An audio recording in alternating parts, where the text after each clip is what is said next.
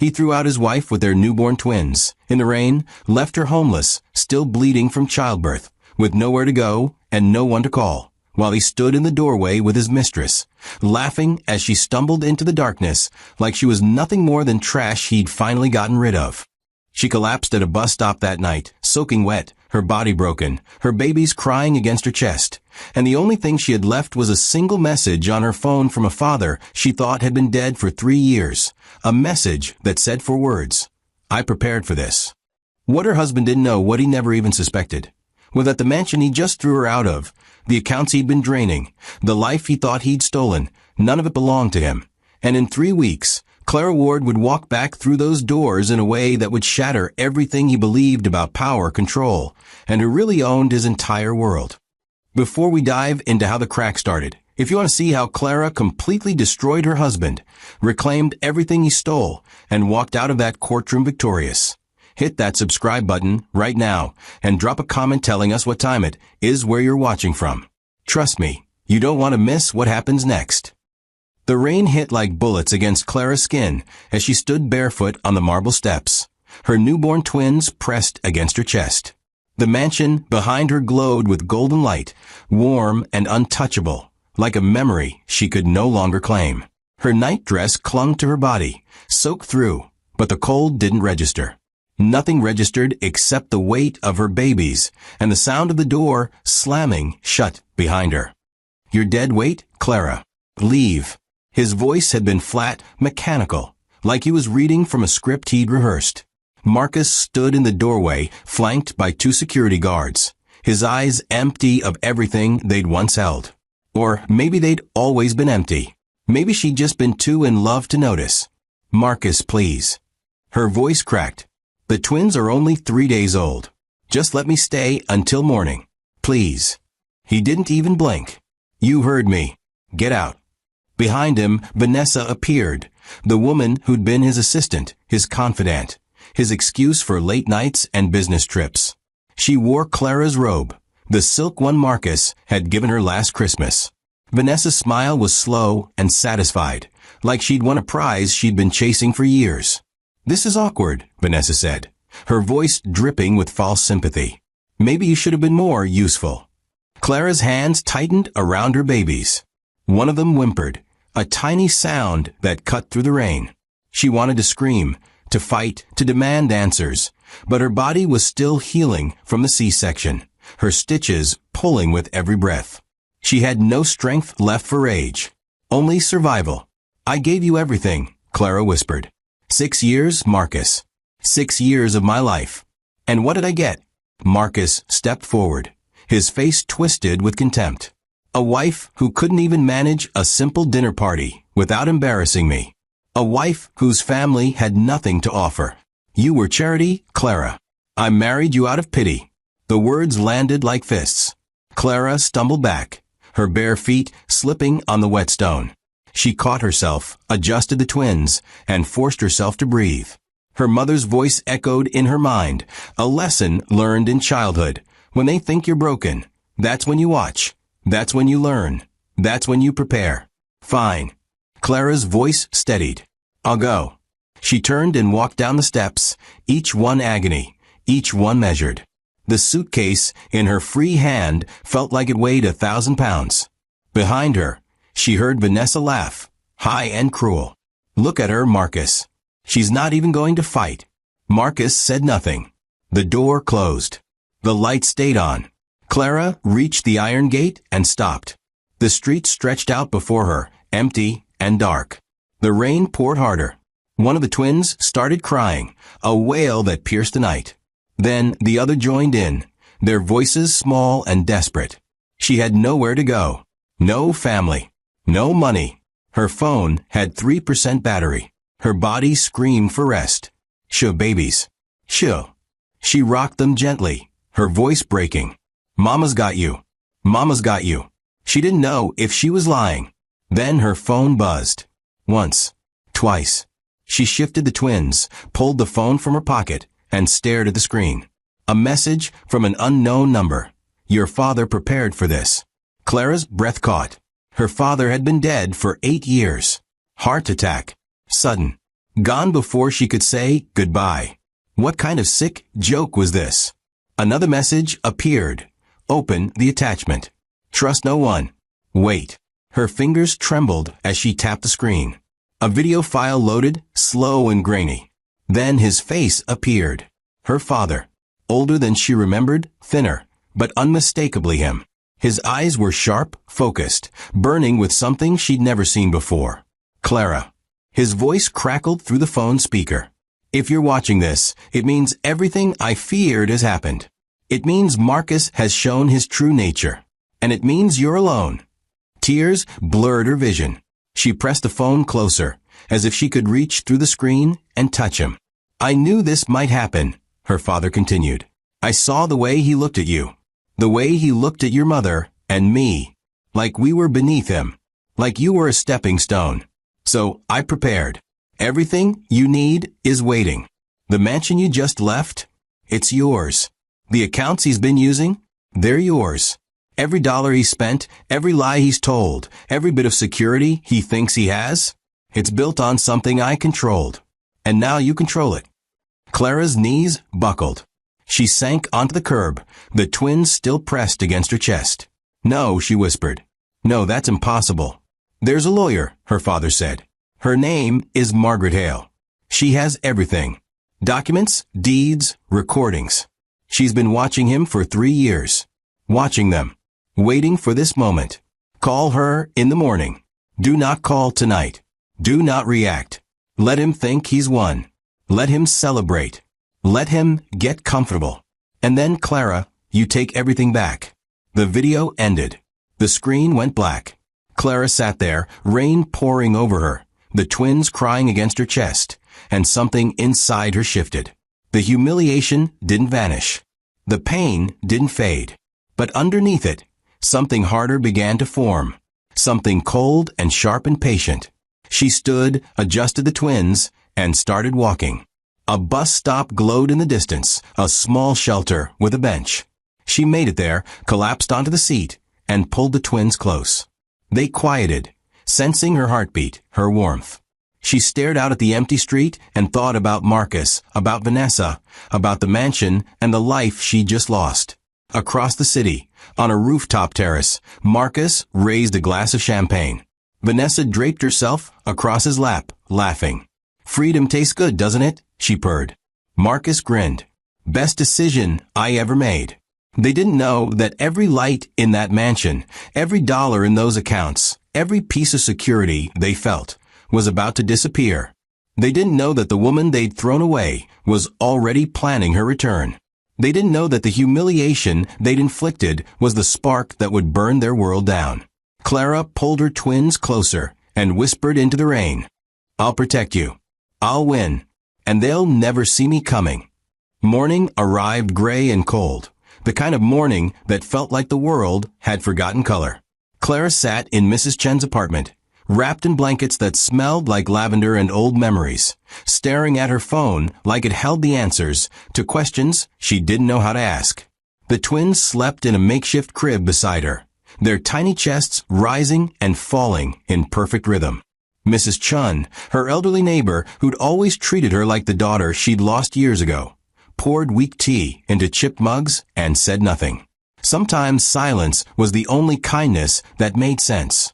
Clara's hands shook as she replayed her father's video for the third time. His face filled the small screen, older and worn, but his eyes burned with a clarity that made her chest ache.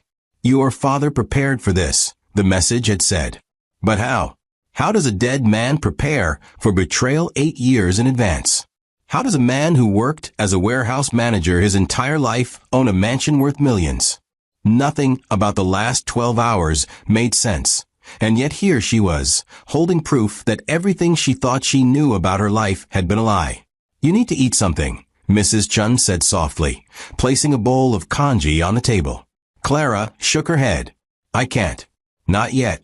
Mrs. Chun sat down across from her, her wrinkled hands folded in her lap. That man threw you out like garbage. Your baby's not even a week old. And now you tell me your father, God rest his soul, left you something? Clara, you need to be careful. Rich people don't give up power easy. Clara nodded, but her mind was already somewhere else. The video had mentioned a portal, a hidden access point embedded in the message.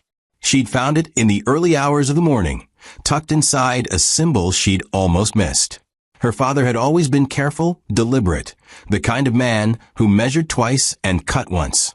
She tapped the symbol again, and the portal opened, revealing files, documents, spreadsheets, legal papers with names and numbers that made her dizzy. "What is all this?" she whispered. The first document was a trust deed. The Ward Family Trust, established 20 years ago, listing her as the sole beneficiary upon certain conditions. The mansion on Riverside Drive, the one Marcus had kicked her out of, was listed as property of the trust. Not his property, not even jointly owned. Hers. The realization hit her like a wave. She scrolled further. Bank accounts, investment portfolios, insurance policies, all under her father's control, all designed to activate the moment she was betrayed or abandoned. How did he know? How did he see this coming when she'd been so blind? "Clara." Mrs. Chen's voice pulled her back. "What's wrong? You look like you've seen a ghost." "I think I have," Clara said, her voice barely a whisper. She clicked on another file, and another video began to play. Her father appeared again, but this time he looked directly into the camera, like he could see her, like he was sitting right across from her. "If you're watching this second video, it means you found the portal. Good. That means you're ready to listen." His voice was steady, calm, the same voice that used to read her bedtime stories when she was little. "I need you to understand something, Clara. I wasn't just a warehouse manager. That was the cover, the story I told to keep you safe. I worked in asset management for very wealthy people, people who needed their money hidden, protected, moved quietly. I was good at it. Too good. And over the years, I built something of my own. Something for you." Clara's breath caught in her throat. Mrs. Chen leaned closer, her eyes wide. "What's he saying?" "He's saying he lied to me," Clara whispered. "My whole life he lied." Her father continued. "I saw Marcus the first time you brought him home. I saw the way he looked at our house, at your mother's jewelry, at you. Like you were something he could use. I hired investigators. I watched him, and everything I feared came true. He married you for access, for the appearance of stability, for the connections he thought your family didn't have. But he didn't know about me, about what I'd built, about what I'd hidden." The video showed a series of documents flashing across the screen, each one stamped and notarized. The mansion was purchased through a shell company I controlled. Marcus thinks his name is on the deed, because I made sure he saw a fake one. The real deed has always listed you as the owner, held in trust until you turned 30 or until you were abandoned, whichever came first. The accounts he's been spending from, they're yours. Every dollar I funneled into his business, every loan I co-signed, every investment he thought was his, it all reverts to you the moment he violates the terms of the trust. Clara's hands covered her mouth. Tears streamed down her face. "Papa," she whispered, "why didn't you tell me?" Her father's face softened. "Because I wanted you to be happy. I wanted to believe I was wrong about him. But I also wanted to make sure that if I wasn't wrong, you'd have a way out. You'd have power. You'd have proof." The screen shifted to a contact card. Margaret Hale, attorney at law. A phone number.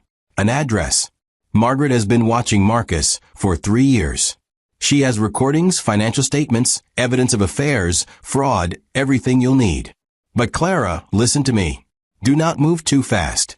Let him think he's won. Let him get comfortable. Let him make mistakes. And then, when the time is right, you take it all back. Not with anger. Not with violence. With evidence. With the law. With patience. The video ended. Clara sat in stunned silence, the phone still glowing in her hands. Mrs. Chen reached across the table and gripped her wrist. "You believe him?" Clara nodded slowly. "I don't know how, but yes, I believe him." "Then what are you going to do?" Clara looked at the twins, still sleeping peacefully, their tiny faces perfect and unaware. She thought about Marcus, about Vanessa, about the way they'd laughed as she walked away. She thought about the mansion, the life she'd lost, the humiliation that still burned in her chest. And then she thought about her father, about the years he'd spent preparing for this moment, about the trust he'd placed in her to finish what he'd started. "I'm going to call Margaret Hale," Clara said, her voice steady for the first time since the expulsion. "And then I'm going to do exactly what Papa said. I'm going to let them think they've won. I'm going to watch. I'm going to wait. And then I'm going to take everything back." Mrs. Chen smiled, a slow, satisfied smile. "Your father raised you right." Clara picked up her phone and dialed the number. It rang once, twice. Then a crisp, professional voice answered. "Margaret Hale speaking." "My name is Clara Ward," she said, her voice strong, clear, no longer broken. "My father told me to call you." There was a pause. Then Margaret's voice softened, just slightly. "I've been waiting for this call for 3 years. Are you ready?" Clara looked at her twins, at the files on her phone, at the life she was about to reclaim. "Yes," she said. "I'm ready." Margaret Hale's office sat on the 14th floor of a building that smelled like old money and new ambition. Clara arrived exactly at 9 in the morning, the twins strapped to her chest in a double carrier Mrs. Chun had lent her. Her clothes were borrowed, her hair still damp from a quick shower, but her spine was straight and her eyes were clear. She'd spent the night reading every document her father had left, memorizing names and numbers until they burned into her brain. If she was going to reclaim her life, she needed to understand every weapon in her arsenal.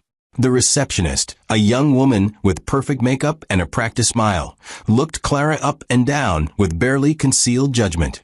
"Do you have an appointment?" "Margaret is expecting me," Clara said, her voice calm. "Tell her Clara Ward is here." The receptionist's expression shifted from dismissal to surprise. She picked up the phone, whispered something, then nodded. "She'll see you now. Last door on the right." Margaret's office was all dark wood and leather, floor-to-ceiling windows overlooking the city. The woman behind the desk was in her 50s, gray hair pulled back in a tight bun, wearing a navy suit that looked like it cost more than Clara's entire wardrobe. But her eyes were kind, sharp, and assessing, the eyes of someone who'd seen too many battles to waste time on pleasantries. "Clara Ward," Margaret said, standing and extending her hand. "Your father spoke about you constantly. He was convinced this day would come. I'm only sorry he was right." Clara shook her hand, the grip firm and steady. "Thank you for seeing me." "Sit," Margaret said, gesturing to the chair across from her. Clara sat, adjusting the twins who stirred but didn't wake. Margaret studied her for a moment, then opened a thick folder on her desk. "Before we begin, I need to know something. Are you here for revenge, or are you here for justice?" Clara didn't hesitate. "Justice." "Good," Margaret said. "Because revenge is messy and expensive. Justice is clean and permanent. Your father understood that. He spent 15 years building a case that couldn't be broken, couldn't be argued, couldn't be bought off. What Marcus did to you 3 nights ago wasn't just cruel. It was the final piece of evidence we needed to activate the trust and reclaim every asset he's been exploiting." She slid a document across the desk. Clara picked it up, her eyes scanning the legal language. The Ward Family Trust, established in 2010, listing her as the sole beneficiary. The mansion on Riverside Drive, purchased through a shell company her father controlled, held in trust until Clara turned 30 or was abandoned by her spouse. She was 29. The abandonment clause had been triggered the moment Marcus threw her out. "He owns nothing," Clara whispered. "Not the house, not the cars, not even the business he thinks he built." "Correct," Margaret said. "The venture capital firm Marcus runs? Your father was the silent investor. Every dollar Marcus used to start that company came from your father's accounts, funneled through offshore holdings to make it look like Marcus had outside investors. He didn't. It was always your father's money, which means it's now your money." Clara felt something cold and powerful settle in her chest. "Why didn't my father just tell me?" "Because he loved you," Margaret said simply. "And he wanted to believe Marcus would prove him wrong. He hoped that marriage, children, time would change Marcus into the man you thought he was. But your father was also a realist. He knew men like Marcus don't change. They just get better at hiding." She pulled out another file, this one thicker. For the last 3 years, I've had investigators documenting everything. Affairs, financial fraud, tax evasion, misuse of trust funds. Marcus has been stealing from you since the day you got married. He's been funneling money into offshore accounts, buying properties under shell companies, building a financial empire he thinks is untouchable. But every transaction can be traced back to your father's original investment, which means every asset Marcus thinks he owns is legally yours. Clara's hands tightened on the document. What about Vanessa? Margaret's smile was thin and dangerous. Vanessa Chun is an interesting case. She's been on Marcus's payroll for 4 years, officially as his executive assistant. Unofficially, she's been his mistress for 3. She also happens to be embezzling funds from the company, small amounts at first, but it's escalated. Marcus doesn't know, because he's too arrogant to check his own books. But we know, and when the time comes, she'll go down with him. Clara looked at the twins, their tiny faces peaceful against her chest. I don't want them to know their father as a criminal. Then we'll be strategic, Margaret said. We won't destroy him. We'll simply take back what's yours and let him live with the consequences of his choices. But Clara, you need to understand something. This won't be fast. We need to let him get comfortable. Let him think he's won. Let him make mistakes. The more confident he gets, the sloppier he'll be. And when he's at his most vulnerable, we strike. Clara nodded slowly. How long? Weeks, maybe a month. We need documentation, we need witnesses, and we need him to incriminate himself. Can you be patient? Clara thought about the rain, the cold marble steps, the sound of the door slamming. She thought about Vanessa's smile, Marcus's contempt, the way they dismissed her like she was nothing. Yes, she said. I can be patient. Margaret leaned back in her chair, her expression approving. Good. Now let's talk logistics. You need a place to live, something safe and close enough to monitor the situation, but far enough that Marcus doesn't know where you are. I have a property in the West End, fully furnished, paid for by the trust. You and the twins can stay there as long as you need. I can't afford. You can, Margaret interrupted. The trust has been generating income for 15 years. You have more money than you realize. Your father made sure of that. Clara felt tears prick her eyes. I don't know how to thank you. Thank me by winning, Margaret said. Thank me by taking back what's yours and showing your children that dignity and patience are more powerful than cruelty and arrogance. She stood, walked to the window, and looked out at the city. Your father was one of the smartest men I ever met. He played the long game, and he played it perfectly. Now it's your turn. Clara stood, adjusted the twins, and joined Margaret at the window. Below, the city moved in its chaotic rhythm, people rushing to meetings and appointments, unaware of the quiet war being waged in offices and courtrooms. What do I do first? Clara asked. Margaret handed her a phone, sleek and new. This is a secure line. Only you and I have the number. Use it for everything related to the case. Second, you document everything. Every interaction with Marcus, every message, every attempt at contact. Third, you live your life. Find a routine. Take care of the twins. Let him think you've disappeared, that you've given up.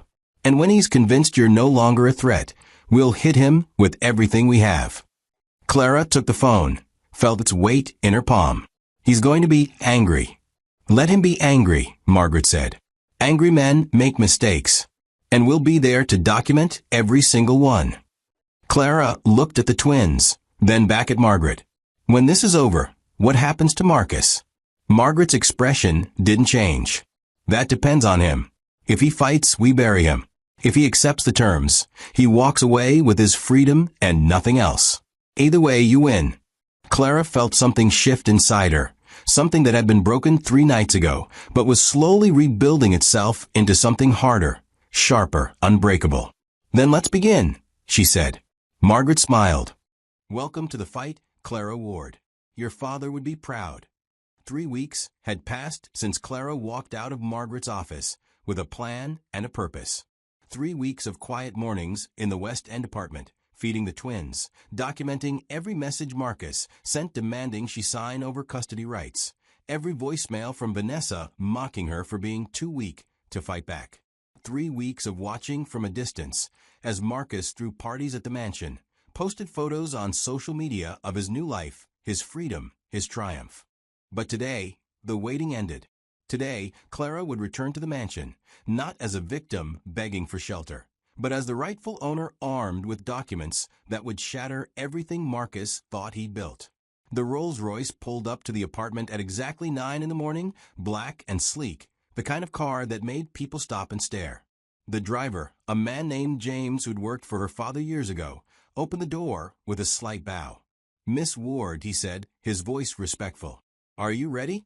Clara looked at herself in the mirror one last time. She wore a simple black dress, her hair pulled back, minimal makeup. She didn't need to look rich. She just needed to look certain. "I'm ready," she said. Margaret sat in the back seat, her briefcase open, files spread across her lap. "The officers will meet us there. We have the eviction notice, the deed transfer documents, and the cease and desist orders for all accounts and credit cards. The moment we arrive, everything Marcus has been using stops working. His cards will decline. His access to the business accounts will be frozen, and he'll have exactly 48 hours to vacate the property." Clara nodded, her hand steady even though her heart hammered in her chest. "What if he fights?" "He will fight," Margaret said. "Men like Marcus always fight. But that's what we want. Every word he says, every threat he makes, it all becomes evidence. The officers will document everything. The neighbors will see. And by tonight, this story will be all over the city." The Rolls-Royce glided through traffic, turning onto Riverside Drive where the mansion stood like a monument to lies. Clara saw the golden lights glowing in the windows, the perfectly manicured lawn, the fountain in the driveway that Marcus loved to show off in his social media posts. Her home, her father's gift, stolen and flaunted by a man who'd never earned a single brick of it. 2 police cars were already parked at the curb. Officers stood on the sidewalk, their presence drawing curious stares from neighbors who'd begun gathering on their porches and lawns. Clara saw Mrs. Patterson from 3 doors down, the woman who'd once told her at a charity event that she was lucky to have married so well. She saw Mr. Jennings, the retired banker who'd complimented Marcus on his business acumen. They were all watching now, their phones out, recording. "Showtime," Margaret said, gathering her files. James opened the door, and Clara stepped out, her heels clicking against the pavement. The morning sun caught the Rolls-Royce, making it gleam like a declaration. She walked toward the mansion, Margaret beside her, the officers falling into step behind them. Every eye on the street followed her movement. The front door opened before they reached it. Marcus stood there, barefoot, wearing pajama pants and a t-shirt, his hair messy from sleep. His expression shifted from confusion to recognition to anger in the space of a heartbeat. "Clara." He looked at the officers, at Margaret, at the Rolls-Royce. "What the hell is this?" "Mr. Marcus Ward," one of the officers said, stepping forward. "I'm Officer Daniels. We're here to serve you with an eviction notice and several legal documents pertaining to property ownership and asset freezing. You need to accept these papers." Marcus laughed, the sound sharp and disbelieving. "Eviction? This is my house. I own this house." "Actually, you don't," Margaret said, her voice calm and professional. She handed him a folder.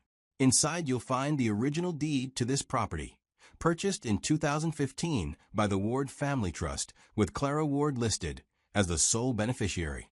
You'll also find documentation showing that every dollar you've spent in the last 6 years came from accounts controlled by Clara's father, and now controlled by Clara herself. This house, the cars in the garage, the business you think you built, all of it belongs to her." Marcus stared at the folder like it was a snake, his face drained of color. "That's impossible. I signed papers. I have documents." "You have fake documents," Margaret said. "Documents her father created to make you feel secure while he monitored your every move. The real documents are here, notarized, legal, and binding.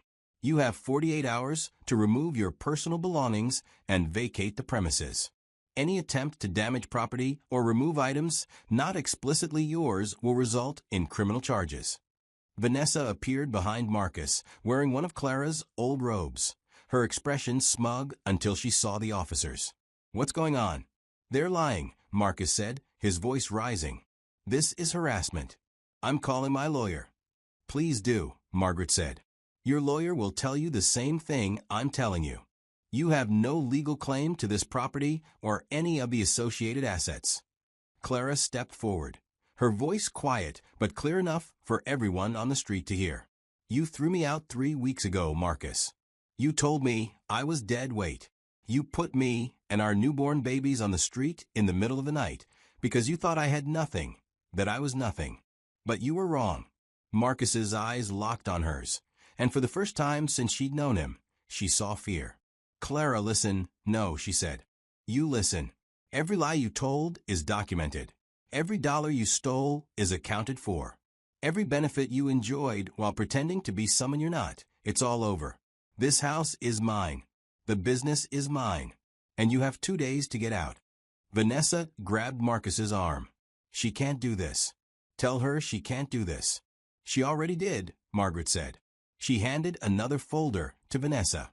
"And Miss Chun, you'll find documents in there detailing your embezzlement from Ward Ventures.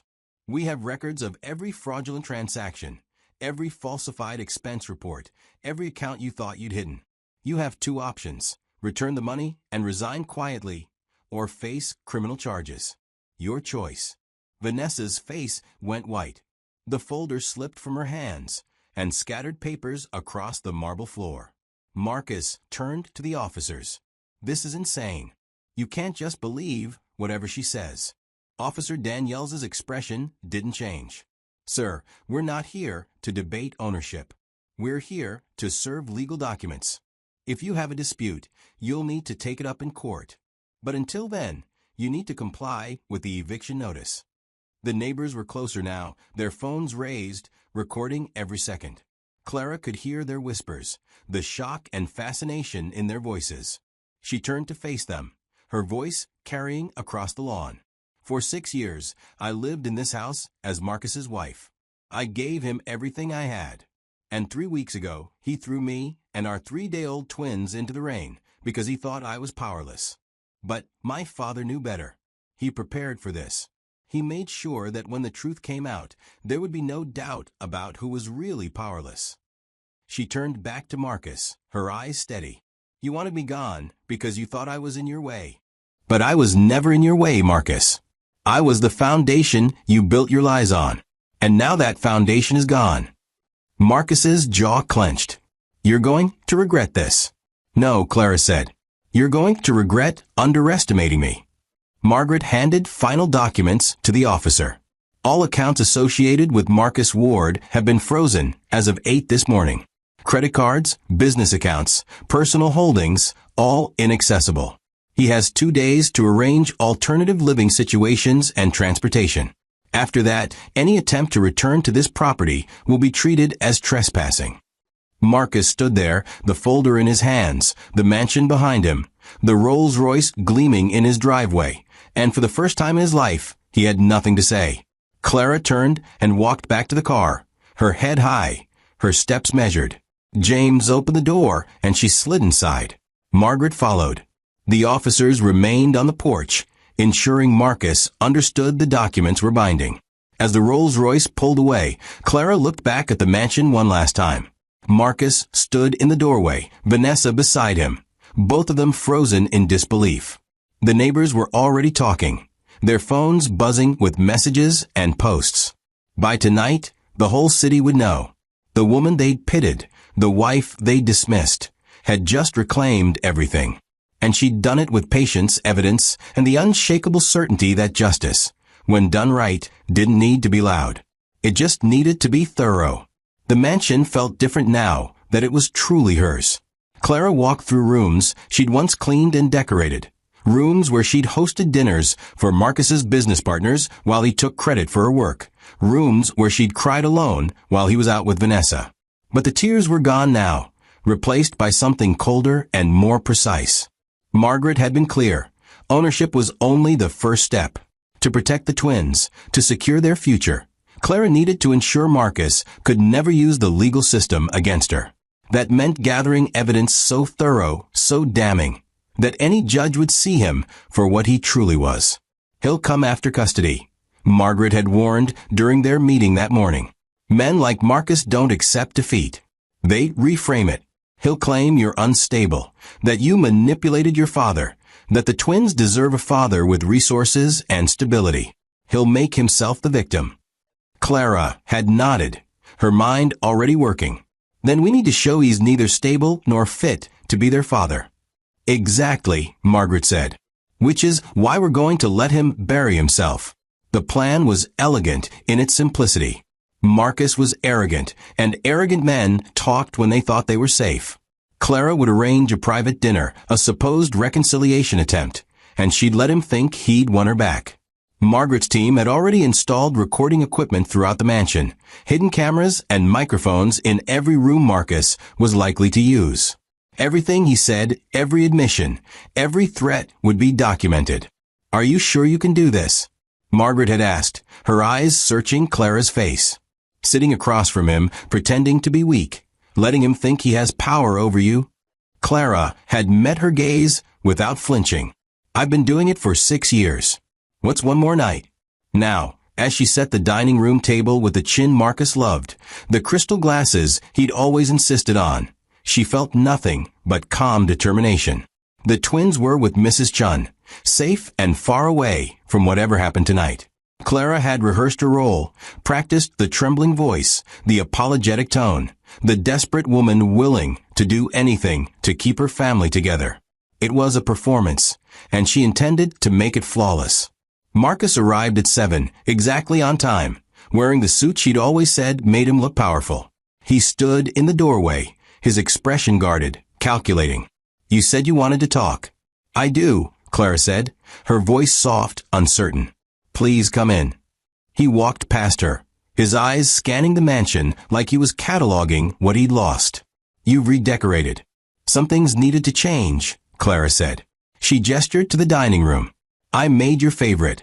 Steak, medium rare, the way you like it." Marcus sat down slowly, suspicion written across his face. "What's this about, Clara? You humiliate me in front of the entire neighborhood. You take everything I work for. And now you want to have dinner." Clara sat across from him, her hands folded in her lap. "I want to talk about the twins. About us." "There is no us," Marcus said sharply. "You made that clear when you showed up with lawyers and cops." "I was angry," Clara said, letting her voice crack. "You hurt me, Marcus. You threw me out when I was at my weakest.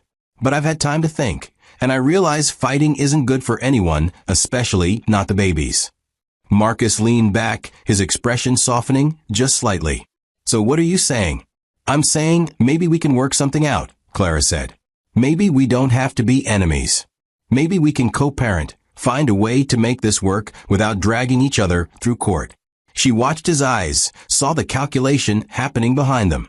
He was trying to figure out her angle, trying to decide if she was genuine or if this was another trap. "Why this sudden change?" he asked. Clara looked down at her hands. "Because I'm tired, Marcus. I'm tired of being angry. I'm tired of fighting. And I don't want my children growing up thinking their parents hated each other." She let a tear slide down her cheek, perfectly timed, perfectly placed. "I just want peace."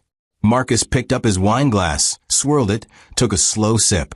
"You know, Clara, I always thought you were smarter than you let on. All those years playing the dutiful wife. And now this. The mansion, the money, the power play. Your father taught you well." "My father wanted to protect me," Clara said quietly. "That's all he ever wanted." "Protect you," Marcus repeated, his tone mocking. "Is that what you call it? Setting up elaborate trusts, hiding assets, treating me like a criminal?" Clara's pulse quickened, but her face remained calm.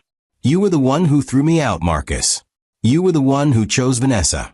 Marcus laughed, the sound bitter. "Vanessa was a mistake, a distraction. But you, Clara, you were always the long game. I just didn't realize your father was playing a longer one." He leaned forward, his eyes sharp. "But here's what I don't understand. Why give me a chance now? You won. You took everything. Why not just finish me off? This was the moment. Clara let silence hang between them, heavy and deliberate. Then she spoke, her voice barely a whisper. Because the twins deserve better than parents who destroy each other. And because despite everything, I don't want you to have nothing. Marcus studied her, and she could see him weighing her words, measuring her sincerity. Finally he smiled, the same smile he'd used when they first met, charming and dangerous. You know what I think, Clara? I think you're scared. I think you know that if I fight for custody, I could win. I have connections, resources, lawyers who eat people like Margaret Hale for breakfast. And I think you're here trying to negotiate before I destroy you in court. Clara's heart hammered, but her face showed only sadness. Maybe you're right. Maybe I am scared. But wouldn't it be easier for both of us if we just agreed? You get time with the twins, I keep the house, we split assets fairly. Split assets fairly, Marcus repeated, his smile widening. After your father stole everything from me? He didn't steal anything, Clara said. It was always mine. Was it? Marcus leaned closer, his voice dropping to something intimate and threatening. Or did he manipulate a dying old man's trust documents to make it look that way? Because I've got lawyers looking into that, Clara. And if we find any irregularities, any hint of fraud or elder abuse, this whole thing comes crashing down on you. Clara forced herself to look frightened. There was no fraud. We'll see, Marcus said. He picked up his fork, cut into the steak, and took a bite. This is good. You always were a decent cook. They ate in tense silence, Clara playing her part, Marcus growing more comfortable with each passing minute. By the time dessert arrived, he was talking freely, his guard lowered by wine and the belief that he'd regained the upper hand. You want to know the truth, Clara? I married you because I thought you were controllable. Sweet, naive, desperate for love. I thought I could build my empire using your father's connections, and then discard you when I didn't need you anymore. And it almost worked. Clara kept her eyes down. Almost. The problem was your father, Marcus continued, his voice thick with wine and arrogance. He was smarter than he looked. All those years pretending to be some simple warehouse manager while he was hiding millions. I underestimated him. I won't make that mistake with you. Clara looked up, her eyes meeting his. What does that mean? Marcus smiled, and it was the coldest thing she'd ever seen. It means I'm going after full custody. Not because I want to raise those kids, but because they're leverage. You want them?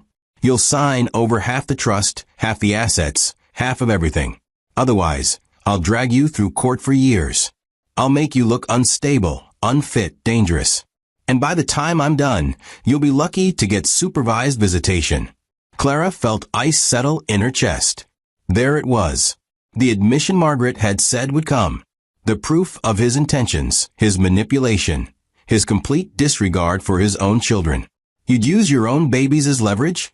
Clara whispered, letting shock color her voice. They're not babies, Clara. They're assets.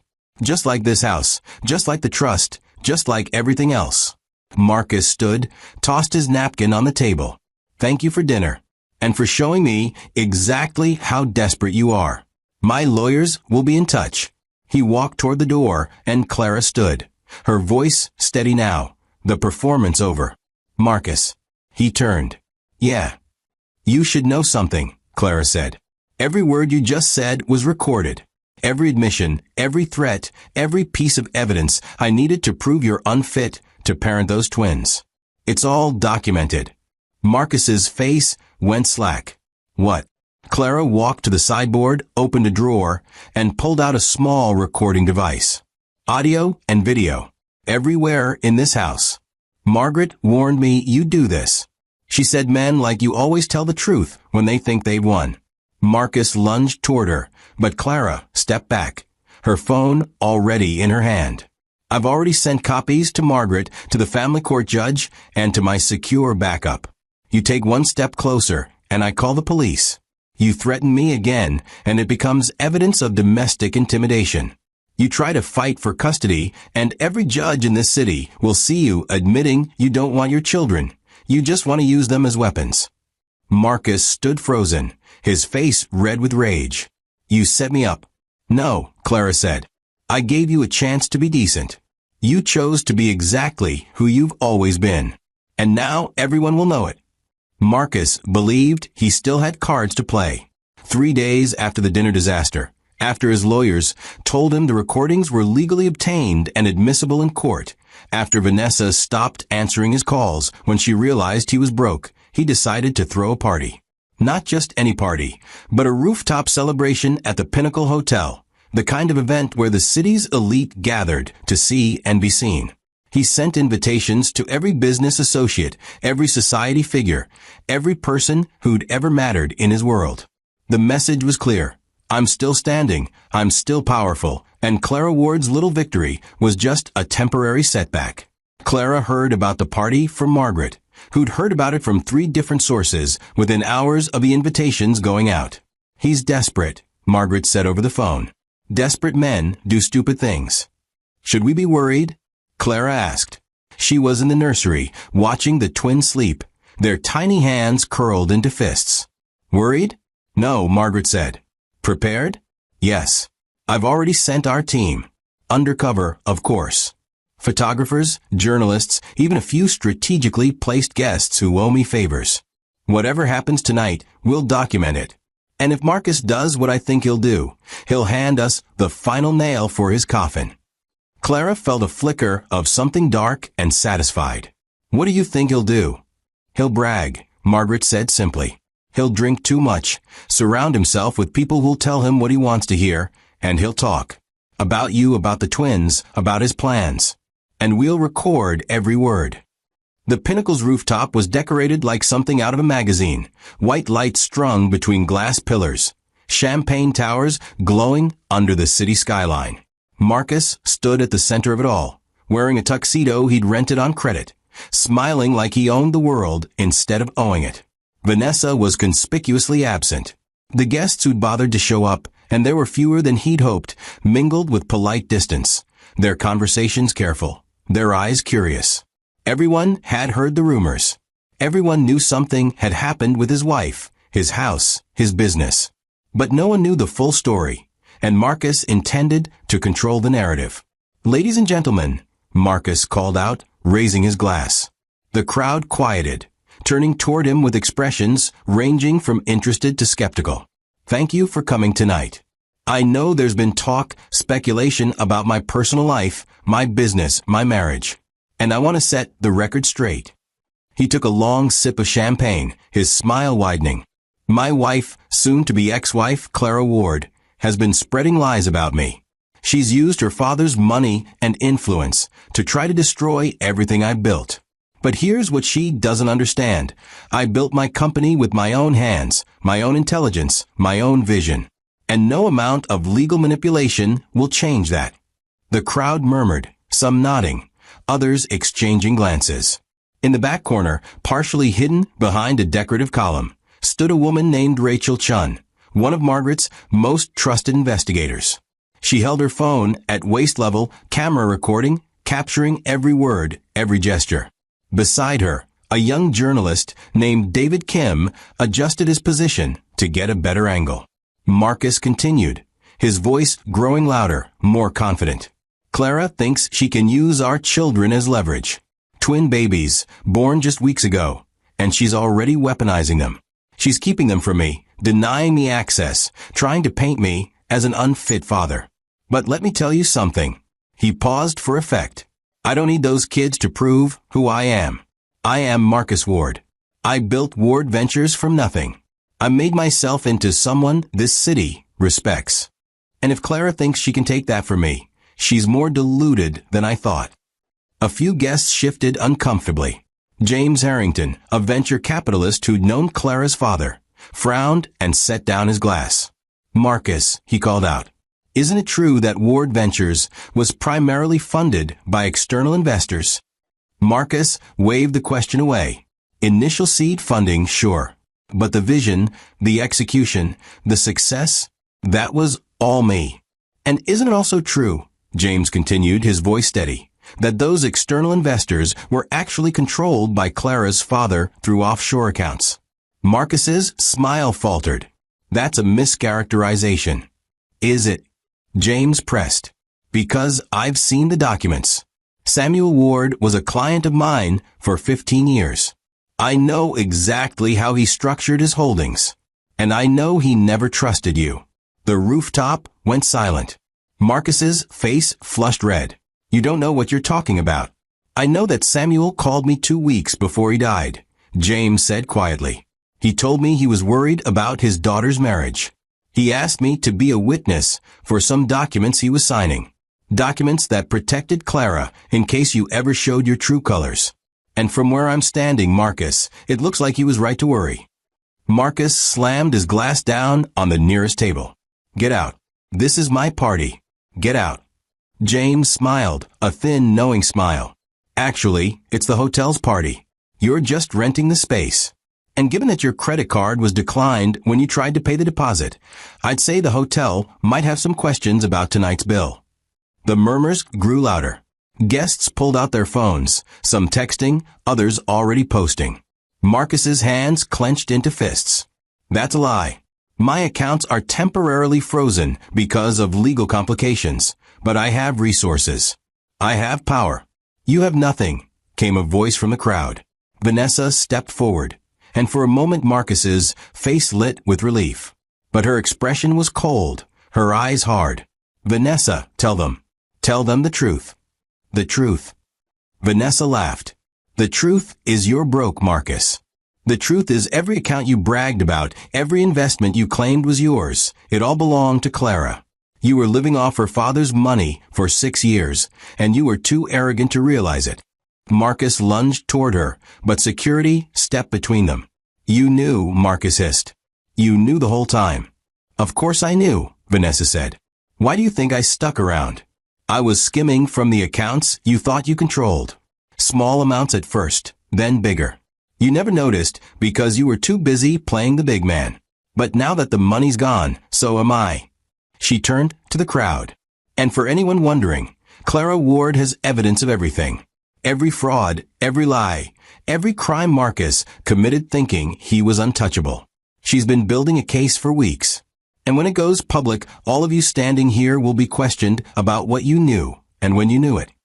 The rooftop emptied faster than it had filled. Guests grabbed their coats, called their drivers, disappeared into elevators without looking back. Within minutes, only Marcus remained, standing alone under the white lights, his tuxedo suddenly looking cheap, his smile gone, his hand shaking. Rachel Chun stepped out from behind the column, her phone still recording. Mr. Ward, would you like to make a statement for the record? Marcus looked at her, his eyes wild. Who are you? I work for Margaret Hale, Rachel said calmly. And I've recorded everything that happened here tonight. Your threats toward your wife, your admission that you don't value your children, Vanessa's confirmation of fraud. It's all documented. Do you have anything you'd like to add? Marcus's voice came out strangled. This is entrapment. No, Rachel said. This is justice. You threw a public party and made public statements. Nothing about tonight was private or protected. And now every major news outlet in the city has footage of you melting down in front of the people you tried to impress. She lowered her phone. Clara Ward sends her regards. Marcus sank into a chair, his head in his hands. The city spread out before him, lights twinkling in the darkness, indifferent to his collapse. He thought he could rebuild his reputation, reclaim his power, and prove that Clara's victory was temporary. Instead, he'd done exactly what she predicted. He destroyed himself in front of witnesses, creating evidence so damning that no lawyer could spin it. No judge could ignore it. On the other side of the city, in the mansion that was rightfully hers, Clara sat in the nursery watching the twins sleep. Her phone buzzed with a message for Margaret. It's done. He confessed everything in front of 40 witnesses. We have him. Clara set the phone down and picked up one of the twins, holding her daughter close. Your father just lost, she whispered. Not because I destroyed him, but because he destroyed himself. And you'll grow up knowing that dignity and patience always win in the end. Outside, the night was quiet, the city settling into sleep. But in courtrooms and law offices across town, documents were being prepared, evidence was being compiled, and the final act of Marcus Ward's downfall was being carefully, methodically arranged. Clara had waited, watched, and struck only when the moment was perfect. And now, with Marcus's own words sealing his fate, she could finally rest knowing her children were safe, her legacy was secure, and justice had been served exactly as her father had planned. The courtroom smelled like old wood and tension. Every seat filled with observers who'd read the headlines, watched the videos, and wanted to see how the story ended. Clara sat at the plaintiff's table, the twins in a double stroller beside her, sleeping peacefully despite the weight of the moment. She wore a navy dress, simple and dignified, her hair pulled back, no jewelry except her mother's pearl earrings. Margaret sat to her left, 3 assistants behind them with boxes of evidence stacked like a fortress. Across the aisle, Marcus sat alone. His lawyer, a tired-looking man named Gerald Porter, who'd taken the case out of obligation rather than belief, shuffled papers with the energy of someone already defeated. Vanessa was nowhere to be seen. She'd taken a plea deal 2 days earlier, agreeing to testify against Marcus in exchange for reduced charges on her embezzlement. The gallery whispered, phones were silenced, and Judge Patricia Monroe entered with the kind of presence that made the room go still. "All rise," the bailiff called. Everyone stood. Judge Monroe, a woman in her 60s with silver hair and sharp eyes that had seen every lie a courtroom could produce, took her seat and surveyed the room. "Be seated." She opened the file in front of her, scanning the documents with an expression that revealed nothing. "We're here for the matter of Ward versus Ward, custody determination and asset distribution. I've reviewed the preliminary filings, and I'll say this up front. I don't like my time wasted. Both parties will present their cases clearly and concisely. Ms. Hale, you may begin." Margaret stood, her movements precise and controlled. "Your Honor, this case is about protection. Protection of 2 innocent children from a father who has repeatedly demonstrated that he views them not as human beings, but as leverage. Protection of assets that were always legally Clara Ward's, but were systematically exploited by Marcus Ward through fraud, manipulation, and betrayal."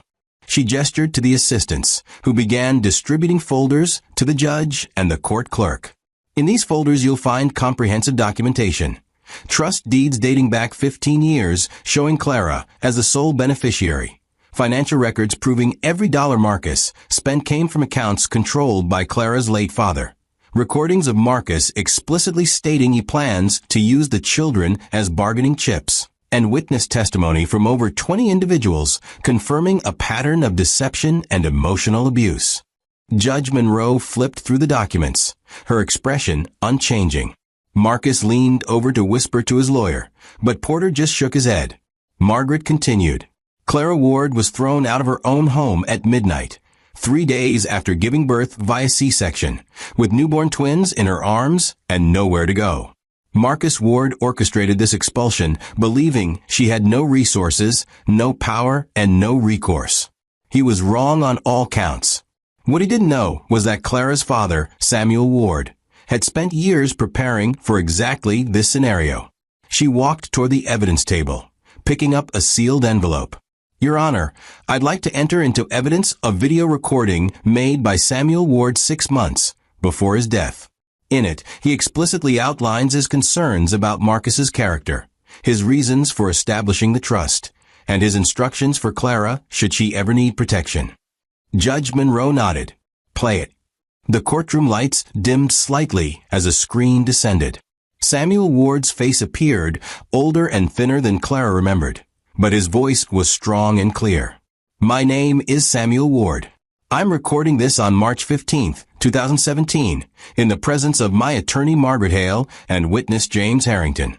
If this video is being played, it means my daughter Clara has been betrayed by her husband Marcus Ward, and it means the protections I've put in place are now active." The courtroom was silent except for Samuel's voice. Clara felt tears prick her eyes, but kept her gaze steady. "I established the Ward Family Trust in 2010 when Clara first introduced me to Marcus. I didn't trust him then, And everything I've observed since has confirmed my suspicions. He married my daughter for access, for the appearance of legitimacy, and for the financial benefits he assumed came with our family. What he doesn't know is that I spent 30 years in asset protection, hiding and securing wealth for clients who needed discretion. I used those same skills to protect Clara. Samuel's image leaned forward, his expression intense. The mansion on Riverside Drive is held in trust for Clara, purchased through shell companies Marcus will never trace. Every investment he thinks he made with his own money was actually funded by accounts I controlled. I've documented every transaction, every lie, every moment of manipulation. And I've instructed Margaret to release this information only when Clara is safe and ready to reclaim what's hers. The video ended. The lights came up. Judge Monroe's expression had shifted from neutral to something harder, more focused. Mr. Porter, does your client wish to dispute any of the documentation provided? Gerald Porter stood slowly. Your Honor, my client maintains that he acted in good faith throughout his marriage, that he was unaware of the extent of Samuel Ward's financial involvement, and that his primary concern is the welfare of his children. Is that so? Judge Monroe's tone was dry. She looked directly at Marcus. Mr. Ward, stand up. Marcus stood, his face pale. Mr. Ward, I've reviewed the recordings submitted by Ms. Hale's team. Recordings where you explicitly state, and I quote, I don't need those kids to prove who I am, and they're not babies, they're assets. Do you deny making those statements? Marcus's mouth opened, but no sound came out. Answer the question, Judge Monroe said sharply. I was angry, Marcus finally managed. I said things I didn't mean. You said them multiple times in multiple contexts to multiple people, Judge Monroe said. You said them at a private dinner with your wife, at a public party in front of 40 witnesses, and in text messages to associates that have been submitted as evidence. These aren't heat-of-the-moment slips. These are consistent expressions of your true feelings toward your children. She flipped through more documents. I also have testimony from household staff, neighbors, and business associates describing a pattern of emotional abuse toward Clara Ward. Belittling her in public, controlling her finances, isolating her from friends and family. Mr. Ward, you present yourself as a victim of legal maneuvering, but the evidence shows you as a manipulator who got caught. Marcus tried to speak, but Judge Monroe raised her hand. I'm not finished. What disturbs me most about this case is your complete lack of remorse. Even now, standing in my courtroom with overwhelming evidence of your misconduct, you maintain that you're the wrong party. That tells me everything I need to know about your character and your fitness as a parent. She turned to Clara. Ms. Ward, please stand. Clara stood, her legs steady despite the emotion coursing through her. You've been through an ordeal that would break most people, Judge Monroe said, her voice softer now. You were betrayed by someone you trusted, expelled from your home while recovering from childbirth, and forced to rebuild your life with 2 newborns depending on you. Yet you did so with dignity, patience, and respect for the legal process. That speaks to your character. Judge Monroe looked down at her notes. I'm ruling as follows. Primary physical and legal custody of the minor children is awarded to Clara Ward. Marcus Ward is granted supervised visitation every other weekend, contingent on completion of a parenting course and anger management therapy. All assets currently held in the Ward Family Trust remain under Clara's control, as they were always legally hers. Marcus Ward is ordered to vacate the Riverside property within 7 days and is prohibited from contacting Clara except through legal counsel regarding matters of the children. The gavel came down, the sound sharp and final. Marcus sank into his chair, his face in his hands. Gerald Porter gathered his papers with the resigned efficiency of a man who'd known this outcome was inevitable. Margaret leaned over to Clara. It's done. You won. But Clara didn't feel triumphant. She felt tired and relieved and sad for what could have been if Marcus had been different, if he'd been the man she believed him to be. The twins stirred in their stroller, one of them making a soft sound. Clara bent down, adjusted their blankets, and whispered, "You're safe now. Mama made sure you're safe." The courtroom began to empty. Observers filing out to call their friends, update their social media, and spread the news that Clara Ward had won everything. James Harrington approached, his expression kind. "Samuel would be proud of you." "Thank you," Clara said, "for being there when he needed a witness, for believing him." "He was one of the smartest men I ever knew," James said. "And you're just like him. Patient, strategic, unshakable when it matters." Marcus stood, his lawyer guiding him toward the exit. He paused at Clara's table, his eyes meeting hers. For a moment she thought he might apologize, might show some glimmer of the man she'd once loved. But his expression hardened. "This isn't over." "Yes, it is," Clara said quietly. The judge ruled. "The evidence is public. You have no leverage, no power, and no claim to anything I have. It's over, Marcus. And the only question now is whether you accept that with dignity or destroy what little reputation you have left." He stared at her, and she saw the moment he realized she was right. The fight went out of his shoulders. He turned and walked away without another word. Margaret began packing the evidence boxes, her team moving with practiced efficiency. "What happens now?" Clara asked. "Now you go home," Margaret said. "You raise your children. You restore your father's foundation. You live the life you were always meant to live, free from manipulation and fear." Clara picked up her purse, checked the twins one more time, and walked toward the courtroom doors. The hallway beyond was filled with cameras and reporters, all wanting statements, reactions, details. But Margaret's security team formed a corridor, guiding Clara through without stopping. "Ms. Ward, how do you feel about the ruling?" one reporter called. Clara paused, just for a moment, and looked back at the crowd. "I feel like justice was done. Not just for me, but for my children. And I hope anyone watching this who's been told they're powerless, who's been made to feel small, understands that patience and truth always win in the end." She walked out into the sunlight, the twins secured beside her, and for the first time in weeks, she allowed herself to smile. The courtroom reckoning was over. Her father's plan had worked.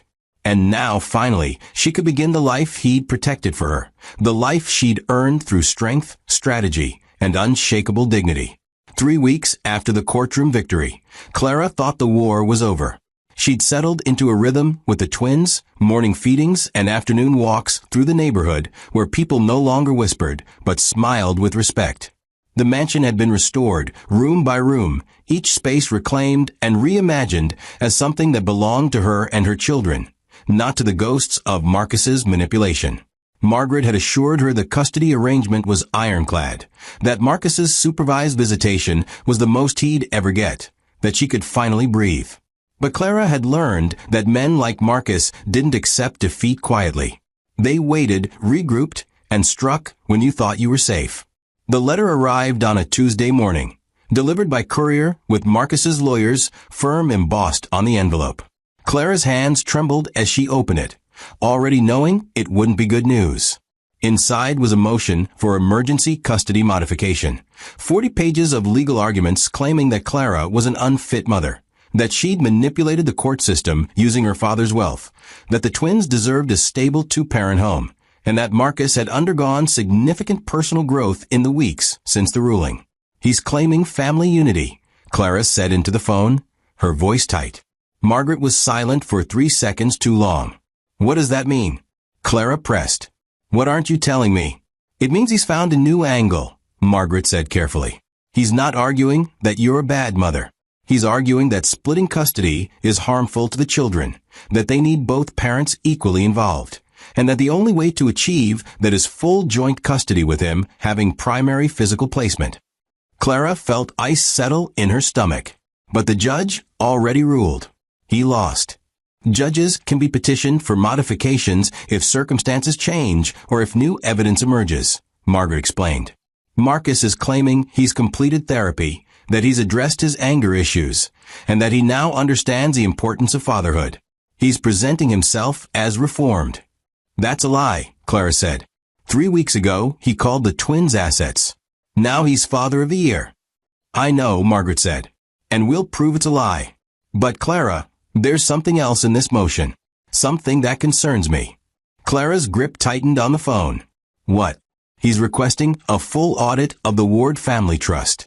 He's claiming your father's assets were obtained through illegal means, that the trust itself might be fraudulent, and that any custody arrangement should account for the possibility that your financial situation is built on criminal activity. Clara sat down hard, the letter falling from her hands. That's insane. My father was an asset manager. Everything he did was legal. I know that, you know that. But Marcus is betting on creating enough doubt to force a settlement, Margaret said. He's not trying to win. He's trying to make you so afraid of public scrutiny, of having your father's reputation dragged through the mud, that you'll give him what he wants just to make it stop. What does he want? Clara asked, though she already knew. Money, Margaret said flatly. He wants a percentage of the trust, ongoing support payments, and shared custody so he can claim parental rights to anything you build for the children. This isn't about the twins, Clara. This is about him trying to reclaim power over you by targeting your inheritance.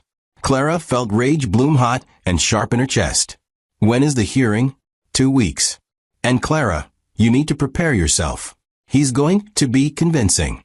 He's going to play the victim, the reformed father, the man who lost everything because of legal technicalities. The judge might be sympathetic.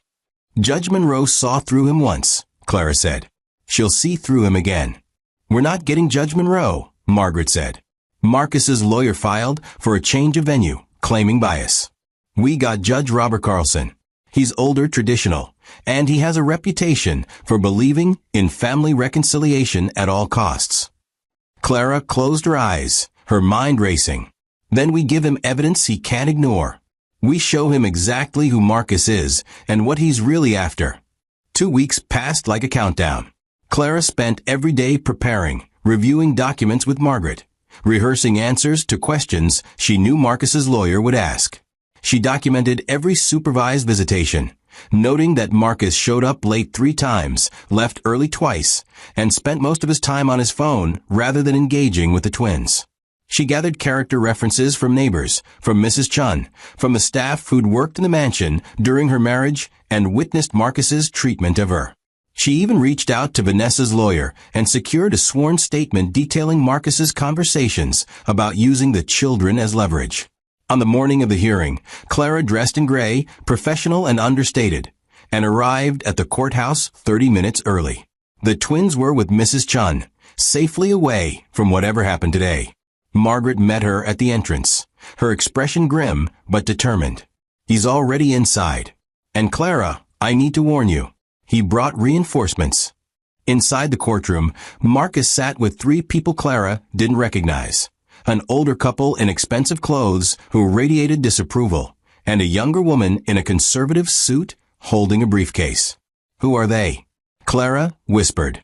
The couple are his parents, Margaret said. They've been estranged from Marcus for 5 years, but apparently they've reconciled. The woman is Dr. Ellen Hayes, a child psychologist he's hired to testify that the twins need a father figure. They're 4 months old, Clara hissed. They need food, sleep, and love. They don't need a father who sees them as bargaining chips. I know, Margaret said, but we need to stay calm. Let him make his case, let him expose himself, and then we dismantle it piece by piece. Judge Carlson entered. A man in his late 60s with white hair and a stern expression that suggested he'd rather be anywhere else. This is a motion for custody modification in the matter of Ward versus Ward. Mr. Porter, you may present your case. Gerald Porter stood, looking more energized than he had during the original trial. Your Honor, my client Marcus Ward comes before you today not as the man he was, but as the man he's become. In the weeks since the original custody ruling, Mr. Ward has completed an intensive therapy program, reconciled with his family, and gained a deep understanding of his failures as a husband and father. He's not here to take the children away from their mother. He's here to ensure they have the benefit of both parents, equally and consistently. He gestured to Marcus, who stood and approached the witness stand. Marcus looked different, Clara noticed with a chill. His hair was cut shorter. His suit was modest instead of flashy, and his expression was one of humble contrition. This was a performance, carefully crafted and perfectly executed. Mr. Ward, Porter began. Can you tell the court what you've learned in the past month? Marcus nodded, his voice soft and measured. I've learned that I was selfish, that I prioritized my career and my ego over my family, that I hurt the woman I married and failed the children I brought into this world. I'm not asking the court to forgive me. I'm asking for the chance to be the father my children deserve. Judge Carlson leaned forward. You've completed therapy? Yes, Your Honor. 12 intensive sessions with Dr. Patricia Monroe, no relation to the previous judge, focusing on anger management, communication, and parenting skills. Porter handed documents to the clerk. We have Dr. Monroe's full report, confirming Mr. Ward's progress and recommending increased parental involvement. Margaret stood. Your Honor, if I may, Dr. Monroe's report is based on 12 sessions over 3 weeks. That's barely enough time to address surface behaviors, let alone deep-seated character issues. Judge Carlson frowned. Ms. Hale, you'll have your chance to cross-examine. Mr. Porter, continue. Porter called Dr. Hayes to the stand. The child psychologist spoke about the importance of father figures, about studies showing better outcomes for children with active paternal involvement, about the psychological harm of parental alienation. It was all general, all theoretical, nothing specific to the twins or to Marcus's actual behavior. But it sounded convincing, especially delivered in Dr. Hayes's calm, professional tone. Then it was Margaret's turn. She stood, walked to the witness stand, and fixed Dr. Hayes with a level stare. Dr. Hayes, have you met the Ward twins? No, I have not. Have you interviewed Clara Ward? No. Have you reviewed any of the evidence from the original custody hearing, including recordings of Marcus Ward explicitly stating he views his children as assets rather than human beings? Dr. Hayes hesitated. I was provided with limited background information. Limited, Margaret repeated. So your testimony is based entirely on general principles rather than the specific circumstances of this case? I was hired to provide expert context, Dr. Hayes said, her tone defensive. Context, Margaret said. Not evidence. Not observation. Just theory. Thank you, doctor. No further questions. Margaret called her own witnesses.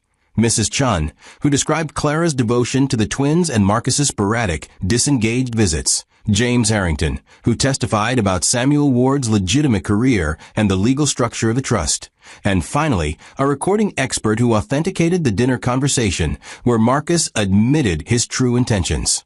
The courtroom listened in silence as Marcus's voice filled the space. They're not babies, Clara. They're assets.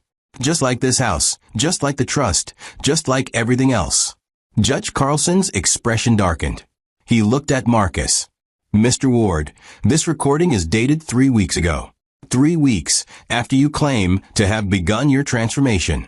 How do you explain threatening to use your children as leverage while simultaneously completing therapy? Marcus's carefully constructed mask cracked. I was angry. Clara had taken everything from me. I wasn't thinking clearly. You seem to have a pattern of not thinking clearly when you're angry, Judge Carlson said. A pattern that concerns me greatly when considering the welfare of 2 infant children. He reviewed his notes, the courtroom holding its breath. Mr. Ward, I've listened to your testimony and reviewed your documentation. I've also listened to evidence that directly contradicts your claims of personal growth. 12 therapy sessions don't erase 6 years of documented manipulation and emotional abuse. And they certainly don't excuse threatening to exploit your own children for financial gain mere weeks ago. He turned to Clara. Ms. Ward, the original custody arrangement stands. Primary physical and legal custody remains with you.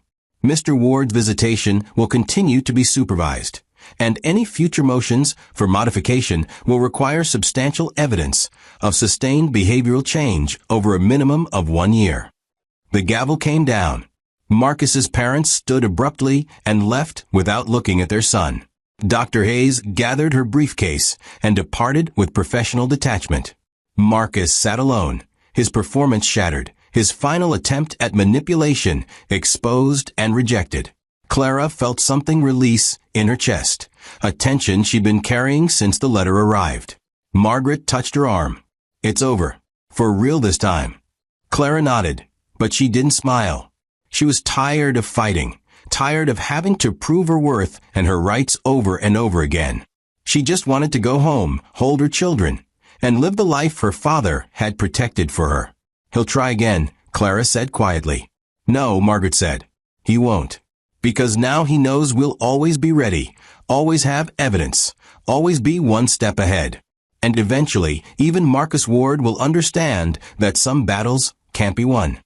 The courthouse steps felt different this time. Clara descended slowly, deliberately, the afternoon sun catching the edges of her gray suit as reporters clustered at the bottom. Cameras already rolling. She hadn't called them. They'd come on their own, drawn by whispers of the custody battle, by rumors of Marcus Ward's spectacular courtroom collapse, by the growing legend of the woman who'd been thrown out at midnight and returned in a Rolls-Royce. Margaret walked beside her, briefcase in hand, but Clara was the one they wanted.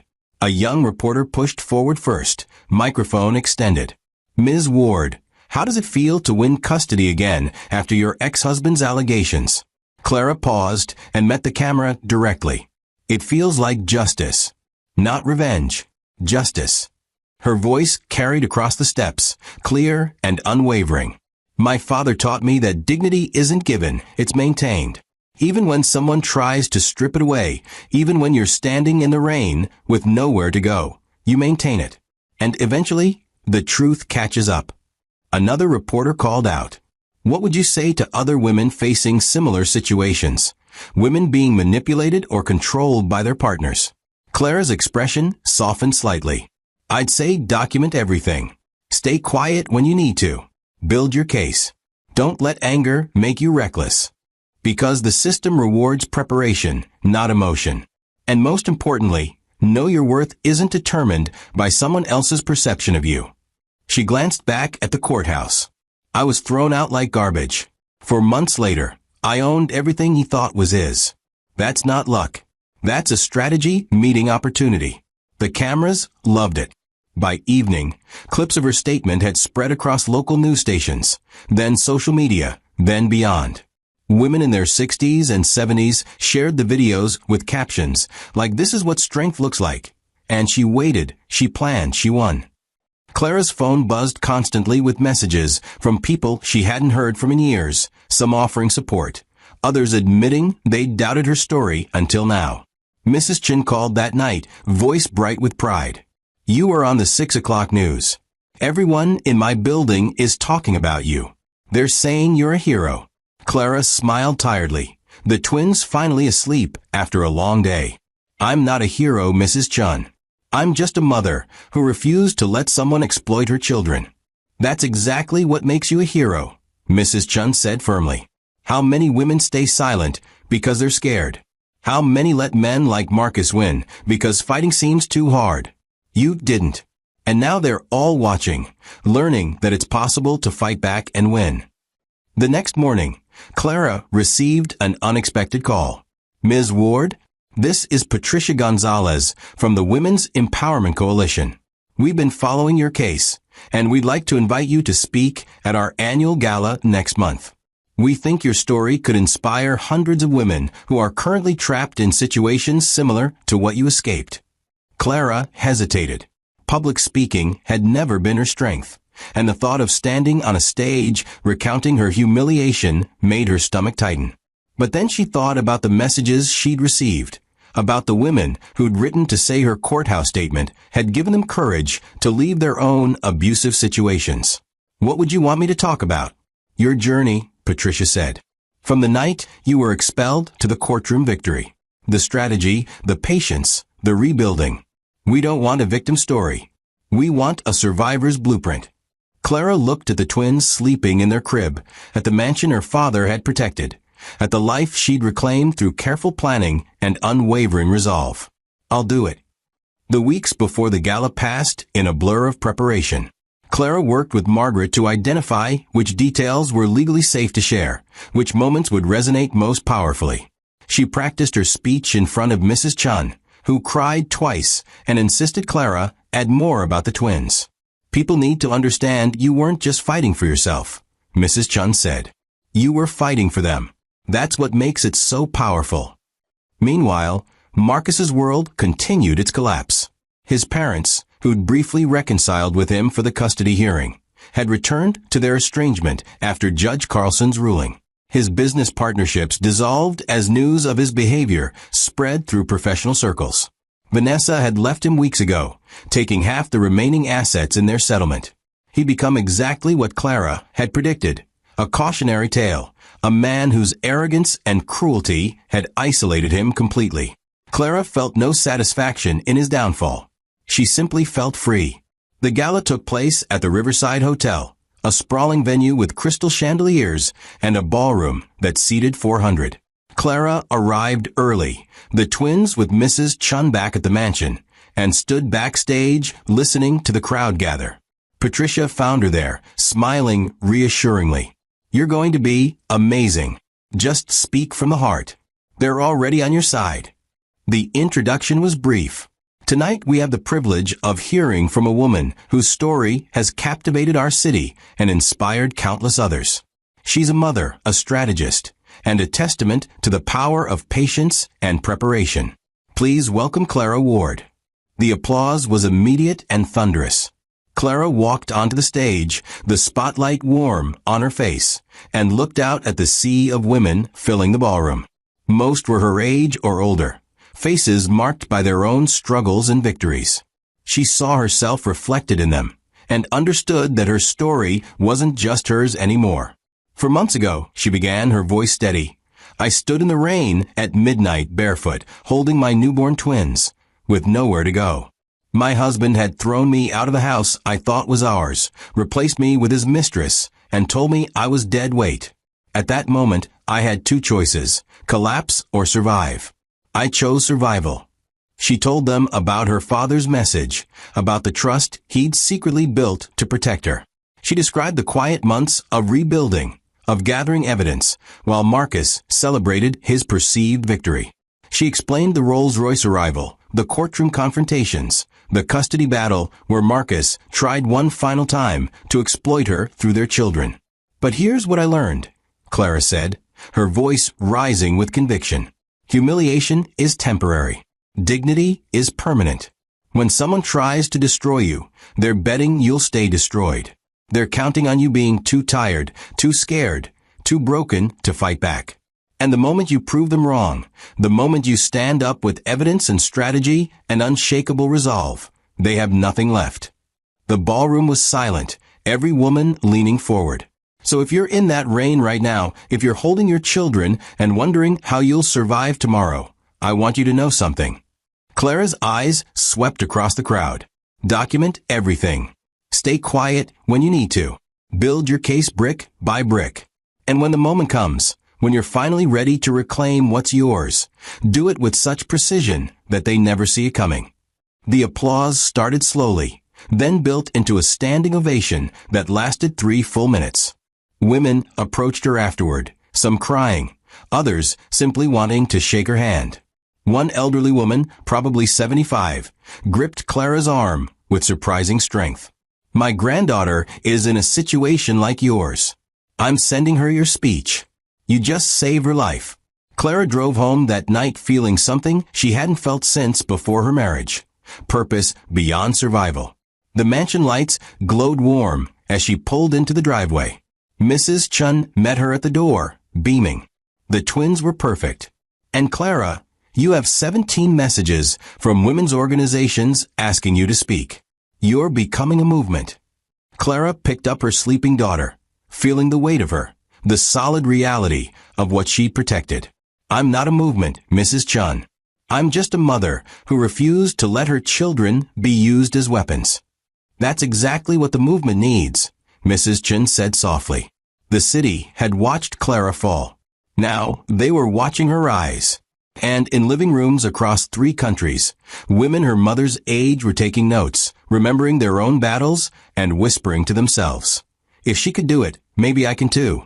6 months after the gala, Clara stood in her father's study, the room she'd avoided since reclaiming the mansion. Dust had settled on the mahogany desk, on the leather chair where Samuel Ward had spent countless nights managing fortunes and planning protections his daughter hadn't known she'd need. She'd finally found the courage to enter, to sit in his chair, to open the final drawer he'd mentioned in his video message. Inside was a single envelope, her name written in his careful handwriting. Her hands trembled as she opened it. Clara, if you're reading this, it means you've won. Not just the legal battles, not just the custody fight, but the war for your dignity and your children's future. I'm proud of you. I always knew you had the strength, even when you doubted it yourself.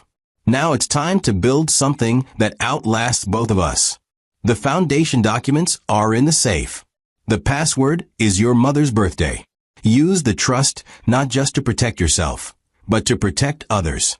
That's how we turn pain into purpose. That's how we make suffering mean something. Love always, Dad. Clara wiped her eyes, pulled herself together, and opened the safe.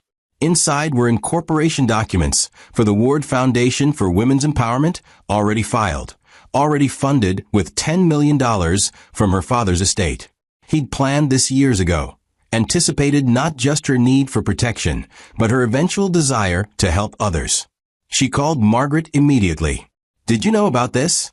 Your father mentioned it once, Margaret said carefully. He told me that if you survived what he feared was coming, you'd want to do more than just survive. He said you'd want to fight for others too. Was he right? Clara looked at the twins playing on the carpet, now 8 months old, babbling to each other in their private language. Yes, he was right. How do we start? Within 3 months, the Ward Foundation opened its doors in a renovated building downtown. The mission was simple: provide legal assistance, temporary housing, and financial support to women escaping abusive relationships or facing exploitation through their children. Clara hired a small staff, including a young lawyer named Jessica Chun, Mrs. Chen's niece, who'd survived her own custody battle and understood the system's cruelties intimately. The foundation's first client was a woman named Diane, 32, thrown out by her husband after she'd discovered his affair. I have 2 kids, Diane said during their initial meeting, her voice shaking. He's threatening to take them if I don't sign over my inheritance for my mother. He says he'll prove I'm unstable, that I'm a bad mother. I don't know what to do. Clara leaned forward, her expression calm but fierce. You document everything. Every threat, every message, every interaction. You don't engage emotionally. You engage strategically. And you never, ever let him use your children as leverage. We're going to help you, Diane. And when we're done, he's going to understand that underestimating you was the biggest mistake of his life. Over the next year, the foundation assisted 47 women. Some cases were resolved quietly through negotiated settlements. Others required courtroom battles where Clara occasionally testified as an expert witness on manipulation tactics and financial exploitation. Each victory felt personal. Each woman who walked away with her children and her dignity intact felt like validation of every moment Clara had suffered. The foundation's work attracted media attention, then national recognition. Clara was invited to speak at conferences, to consult on policy proposals, to meet with legislators about strengthening protections for mothers in custody disputes. She accepted selectively, always prioritizing the twins, always remembering that her father's legacy was meant to protect, not to feed her ego. One afternoon, Marcus appeared at the foundation's office. Security called Clara immediately. Ms. Ward, your ex-husband is here. He's asking to see you. Should we remove him? Clara's first instinct was refusal, but curiosity won. Send him to the conference room. I'll be there in 5 minutes. She brought Jessica with her, both for legal protection and moral support. Marcus sat at the table looking diminished, his expensive suit hanging loose on a frame that had lost weight and confidence. His face was drawn, his eyes tired. Thank you for seeing me, he said quietly. Clara didn't respond, just watched him with the steady gaze she'd perfected in courtroom confrontations. Marcus shifted uncomfortably. I'm not here to cause problems. I'm here to apologize. Apologize, Clara repeated, her tone neutral. After everything you've done, you think an apology matters now. No, Marcus admitted. I don't think it matters. But I owe you one anyway. I was cruel, manipulative, and I treated you like an object instead of a person. I used our children as weapons. I tried to destroy you because I couldn't control you. And I'm sorry." He paused, seeming to gather courage. "I'm also here to sign away my parental rights. I've realized I'm not capable of being the father they need. You were right about everything, Clara. I don't deserve them." Jessica started to speak, but Clara raised a hand, silencing her. "You're right. You don't deserve them. But I'm not accepting your surrender of parental rights." Marcus looked confused. "Why not? I thought you'd want me gone completely." "Because the twins deserve better than a father who quit when things got hard," Clara said firmly. "Right now, you're a lesson in what not to be. But people can change, Marcus. Not quickly, not easily, but they can. So here's what's going to happen. You're going to continue supervised visitation. You're going to attend actual therapy, not 3-week performance therapy, but real, long-term work on why you treat people the way you do. And if in 5 years you've genuinely changed, if you become someone capable of loving those children without seeing them as assets, then we'll revisit custody arrangements." Marcus stared at her. "You're giving me a chance? After everything?" "I'm giving my children a chance to have a father who's worth knowing," Clara corrected. "Whether you become that person is entirely up to you. But understand this, Marcus. If you ever, and I mean ever, try to manipulate them, use them, or hurt them the way you hurt me, there is no corner of this earth where my father's resources won't find you. Are we clear?" "Crystal," Marcus whispered. He stood, nodded to both women, and left without another word. Jessica exhaled slowly. That was either incredibly generous or incredibly risky. "It was necessary," Clara said, "because I refused to let his failures define my children's lives. They deserve the chance to know their father, even if he doesn't deserve to know them yet." That evening, Clara hosted a small dinner at the mansion. Margaret was there, Mrs. Chun, Jessica, and Patricia Gonzalez from the Women's Empowerment Coalition.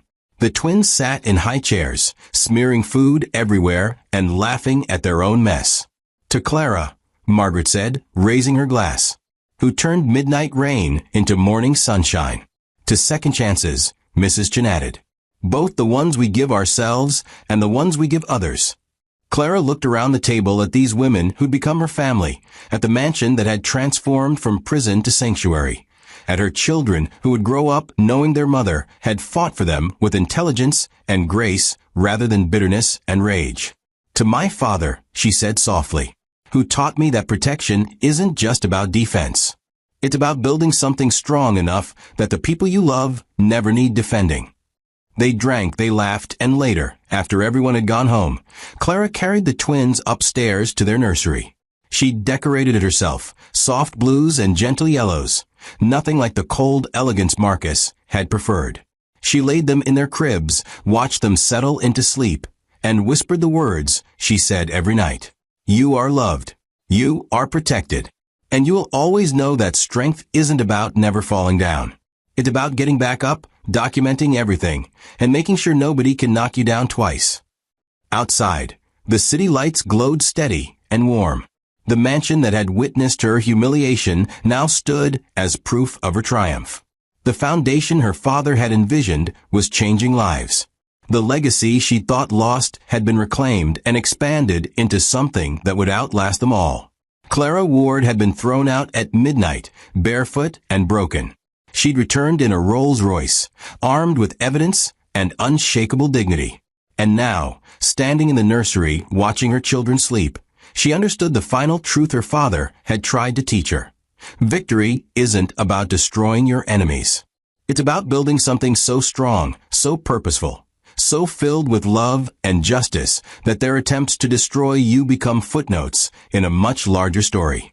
The twins stirred, reached for each other across their cribs, tiny hands finding comfort in each other's presence. Clara smiled, turned off the light, and closed the door softly. Tomorrow she'd wake up and continue the work, helping women find their own paths from humiliation to triumph.